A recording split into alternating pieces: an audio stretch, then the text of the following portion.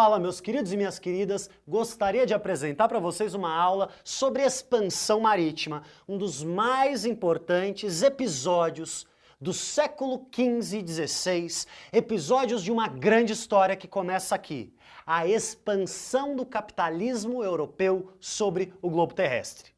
É importante a gente entender que fenômeno é esse, que sistema é esse que está nascendo na Europa desde o século XIV, do século XV. O capitalismo, um sistema que vive do comércio, das trocas e do acúmulo.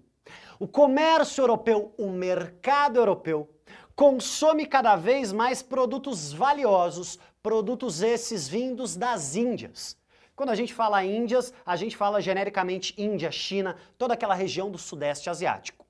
De lá é que vêm as ricas especiarias, produtos caros, valiosos, que a alta nobreza europeia paga muito caro para consumi-los. Esses produtos vinham por via terrestre. Então, em cima de cavalos, de bois, de mulas, eles atravessavam todas as estepes asiáticas até chegar no Mediterrâneo. E ali de Constantinopla eles iam para as repúblicas italianas. Meus queridos, pensa no mapa.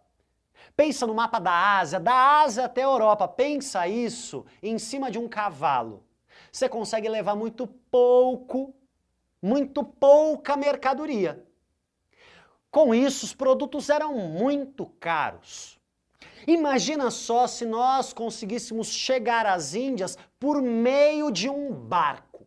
Se conseguíssemos chegar às Índias por um processo marítimo. Quanto é que não conseguiríamos encher um navio com especiarias? Imagina hoje, quantas pessoas que não saem para outros países e compram vários produtos para depois revender nos seus países? A ideia é um pouco semelhante. A burguesia europeia quer encontrar um novo caminho para as Índias. Ao mesmo tempo, os reis querem uma expansão comercial, porque afinal, se tem expansão comercial, o rei põe dinheiro no bolso. Ao mesmo tempo, a igreja quer expansão comercial porque pode conquistar novas terras para o catolicismo. É neste contexto que teremos a expansão marítima do século XV e XVI. Ela é fundamentalmente uma expansão comercial. Perceba, a Europa não tem uma população imensa. Pelo contrário, a crise do século XIV, que morreu milhões de pessoas, acabou de acontecer. Tem pouca gente na Europa, não tem gente em abundância. É uma expansão exclusivamente comercial.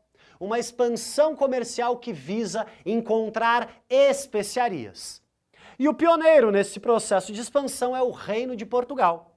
O Reino de Portugal é um reino que está ali já no Atlântico, é um reino que conseguiu uma centralização de poder, o rei manda em Portugal inteiro.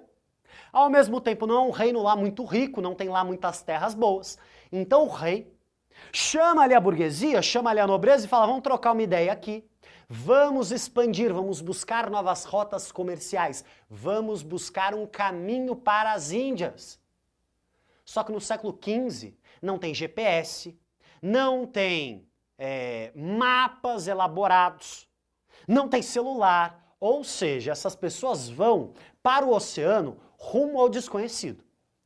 É óbvio que os portugueses já tinham tido alguns contatos com os árabes, tinham aprendido alguns instrumentos, se orientar pelas estrelas, tinham descoberto um instrumento muito importante que é a bússola, mas é fundamentalmente um navegar pelo desconhecido. Até mesmo porque a Idade Média acreditava que a Terra era plana. Ou seja, eles imaginavam que iam navegar até a beira de um precipício e cair. Mas mesmo com todos esses temores, aquele era um tempo de aventura, aquele era um tempo de experimentação e mais do que isso, os lucros das especiarias compensam este medo. Os portugueses vão então pôr navios no oceano rumo às Índias. E durante quase 100 anos, os portugueses vão tentar contornar o litoral do continente africano. Será a primeira vez que os portugueses vão ter contatos com alguns reinos africanos. E será a primeira vez que eles têm contato com a escravidão africana. A escravidão já existe no continente africano, mas ela é muito diferente do que, por exemplo, haverá no Brasil. A escravidão na África, ela é excepcional. ela não é a regra. O mundo africano não é uma sociedade escravista, mas os portugueses vão achar muito interessante aquela modalidade de trabalho e daqui a pouco irão estabelecer um comércio negreiro, um comércio de escravizados com a África. Mas durante quase 100 anos os portugueses estão contornando o litoral da África, buscando as especiarias, mas também buscando expandir o catolicismo. Esse é o segundo motivo da expansão. Não apenas uma expansão comercial, mas também uma expansão religiosa. Quando os portugueses estão quase chegando nas Índias, os espanhóis perceberam que eles estão um pouco atrasados. Eles perceberam que os portugueses estão quase lá, enquanto eles não tinham nem colocado um navio no oceano. Então os espanhóis, inspirados por um navegador genovês chamado Cristóvão Colombo, vão tentar chegar nas Índias não contornando a África, mas vão tentar chegar nas Índias pelo outro lado. Ao invés de navegar para o leste, vão tentar ir para o oeste. Afinal, diz Colombo, a Terra é esférica. Vamos então dar uma volta ao redor para chegarmos nas Índias. E desta forma, em 1492, os espanhóis chegam no continente americano. Um continente até então desconhecido para o mundo europeu. Desta forma, espanhóis na América, portugueses nas Índias e nas Áfricas, vai se iniciar no século XVI, no final do XV, mas especialmente no XVI, um processo de conquista, um processo de domínio, um processo de tomada. Tomada e conquista muito inspirado pelas cruzadas, uma guerra santa, uma imposição de um domínio europeu. Como se aqueles territórios conquistados devessem ser assimilados, anexados aos reinos europeus. Existe não apenas uma conquista de território, mas uma conquista espiritual, uma conquista comercial. Os europeus vão impor uma série de padrões, como se o seu modelo fosse o correto, fosse o único existente, e todas as outras formas de vida fossem erradas.